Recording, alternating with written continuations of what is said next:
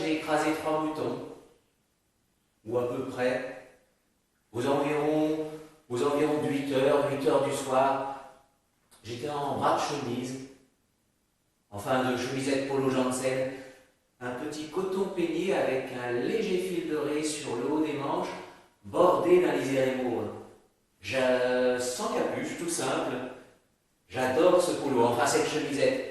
Mais non, c'est plutôt un polo, comme si je faisais du sport. J'aurais voulu être pilote sportif comme Schumacher. L'avantage d'être un vrai pilote, c'est qu'on a une vraie piste pour courir. Alors que les dilettantes comme Choumi et moi, quand Choumi dilette bien sûr, on s'expose à rencontrer des obstacles inconnus. Quand on est dans un milieu hétérogène, enfin pas au nord. Moi, c'était les moutons, j'ai pas eu peur. Ça m'a à peine enfoncé la voiture. Une Chevrolet Corvette Grand Sport coupée blanche avec des filaments dorés sur les bords des rétroviseurs. Une chance, c'était pas la mienne. Je faisais juste un tour d'essai. Le concessionnaire a été très fair-play. Je lui ai remis les clés. Enfin, je les ai soulevées négligemment dans les airs quand je suis arrivé à sa hauteur.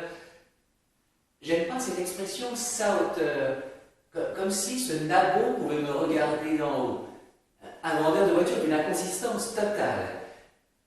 Qu'il ose me regarder encore une fois dans les yeux et je le fais renvoyer. Donc j'arrive à ça aux environs.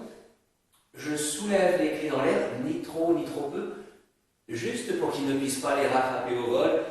Les clés tombent par terre avec un petit bruit métallique annonciateur d'humiliation. Il se baisse aussitôt pour les ramasser sans aucune retenue. Cette raclure pose même un genou au sol.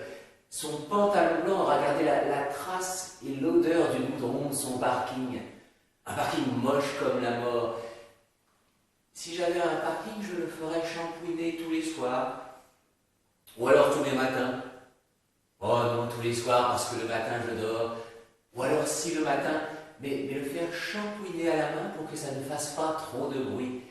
Juste sentir la légère odeur de sueur des femmes qui frottent au dehors. Un peu comme l'odeur du café qui vous réveille pour le petit déjeuner. Je me retournerai dans mes draps avec la douce certitude qu'on s'occupe de moi. Mes copines me disent que j'ai une âme de poète, enfin surtout ma mère.